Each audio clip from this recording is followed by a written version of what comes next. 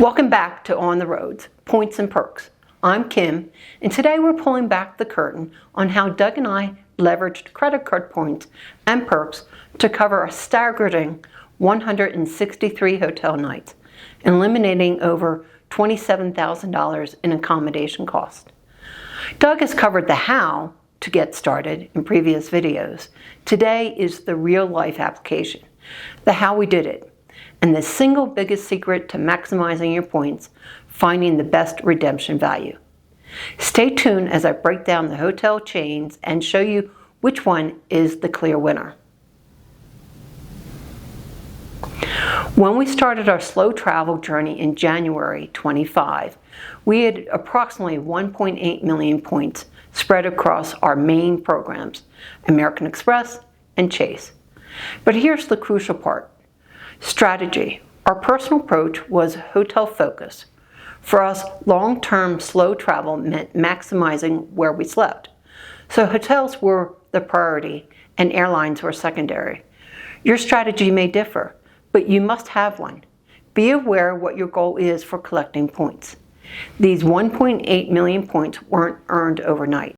It was a 2-year game plan focused heavily on crushing those welcome bonuses and leveraging the spending categories like dining or groceries on the right card. The key takeaway, you have to earn them before you can burn them. When we talk about maximizing, we're talking about point redemption value. Our goal was simple. We targeted a minimum of 2 cents per dollar in value, meaning if a hotel room costs $200, we don't want to spend more than 10,000 points. If we found the same room for 5,000 points, that's a 4-cent redemption, a huge win. Through extensive research, we narrowed down our focus to the 4 primary transferable hotel chains. We needed flexibility and reliability. What we quickly discovered is one chain consistently outperforms the others in redemption value, often giving us 3, 4, or even 8 cents per dollar. This is how we stretch 1.8 million points into 163 nights. Here's a chart showing you the redemptions we made, which shows the details of our bookings. As you can see, there's a huge difference between IHG properties and World of Hyatt. The clear undisputed winner is World of Hyatt. Why? It comes down to one fundamental difference. They used a fixed published award chart, not dynamic pricing. Hyatt uses a 8-category award chart. Let's take a look at the numbers. A Category 1 hotel ranges from 3,000 points off-peak to 5,000 points standard. A typical Category 1 property is a Hyatt Place. A mid-tier, incredibly useful Category 4 property, which gets us incredible international value, is 12,000 to 15,000 points. These are typically Hyatt Regency properties. This is predictable. When you book, you know exactly what you're spending. Here is a real-life application. We stayed at a stunning property in Lisbon that cost $320 per night. On the Hyatt chart, it was a Category 4, costing us 15,000 points. That's a 2.1 cent redemption. But we recently booked a stay in Cape Town, South Africa, where a $575 per night was only 7,350 points. That's 7.8 cents redemption.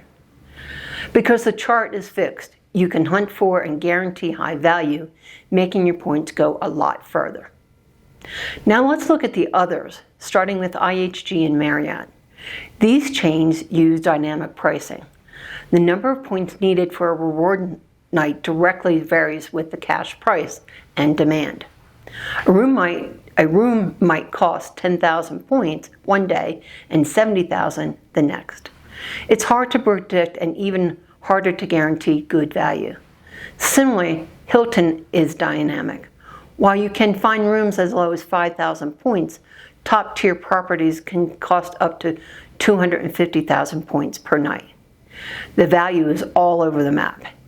You have to use these specific search tools to see what the points cost is, which makes planning maximizing tricky. The bottom line is the lack of fixed chart makes it a guessing game. You can sometimes find a good deal, but you can't consistently find and guarantee the high point value that Hyatt offers. It doesn't mean that we ignore the others. We still gather and book with IHG and Hilton, but we use advanced hacks to make them work. For IHG, the key is fourth night free perk for their credit card. Booking 3 paid nights with points and getting the fourth free significantly drives down the overall cost, even with dynamic pricing. For Hilton, the secret lies in American Express membership rewards. Amex offers a preferred transfer ratio of 1 Amex point to 2 Hilton points. This effectively halves the redemption cost. If the room costs 40,000 Hilton points, it only costs 20,000 Amex points, bringing the overall value redemption back into competitive range. This 1 to 2 transfer ratio is a game changer. To wrap up, we've saved over $27,000 on 163 hotel nights by focusing on maximizing point redemption value. We achieve this by prioritizing Hyatt's fixed award chart and leveraging specific perks like the IHG fourth night free and the Amex Hilton 1 to 2 transfer ratio. Your points are currency. Don't waste them on poor value. If you want to see our full detailed breakdown on how we leverage the Amex at 1 to 2 transfer for Hilton, let us know in the comments. And make sure to hit that subscribe button so you don't miss Doug's next video. Thanks for watching. Cheers. Hey folks, I just wanted to add a couple of points to emphasize from Kim's info. And that is that the redemption process is a bit of work to find the good deal. Kim might put in a half day looking for one hotel deal, but the money savings, the work returns, makes it all worth it. The other is her point of having a strategy for points earning. You really need to be focused on which cards you keep in your wallet and who their partnerships are with. If you carry Chase and Capital One, for instance, but your local airline is Delta, you might want to get an Amex card to take advantage of flying using points. Stay tuned for more ways to earn and burn those points. And just like Kim, thank you for watching.